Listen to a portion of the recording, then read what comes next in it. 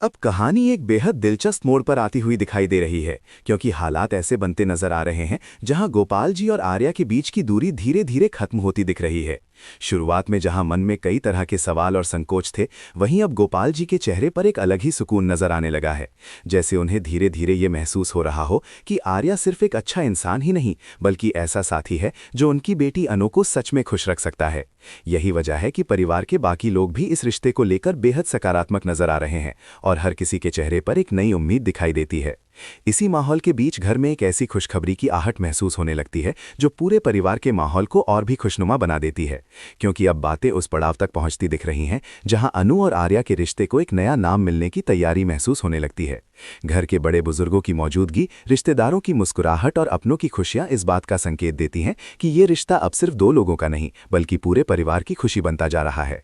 इसी दौरान गायत्री देवी का गोपाल जी के घर आना माहौल को और भी खास बना देता है, क्योंकि उनके हाथों में शगुन की मिठास और चेहरे पर खुशी की चमक साफ दिखाई देती है, जैसे वो इस नए रिश्ते की शुरुआत को अपने आशीर्वाद से और भी शुभ बनाना चाहती हूँ। रजनी और बाकी घरवाले भी इस पल को बेहद खास तरीके से महसूस करते नजर आते हैं और हर कोई इस बात से खुश दिखाई देता है कि अब घर में एक नई शुरुआत होने वाली है। इन सब के बीच सबसे बड़ा बदलाव गोपाल जी के दिल में नजर आता है, क्योंकि अब उन्हें अपनी बेटी की मुस्कान में ही उसकी असली खुशी दिखाई देने लगती है और यही एहसास उनके फैसले को और मजबूत बना देता है। जैसे जैसे ये खबर परिवार के बाकी लोगों तक पहुंचती है, वैसे वैसे माहौल में एक अलग ही उत्साह देखने को मिलता है, क्योंकि हर कोई इस रिश्ते को लेकर अपनी खुशी जाहिर करता नजर आता है।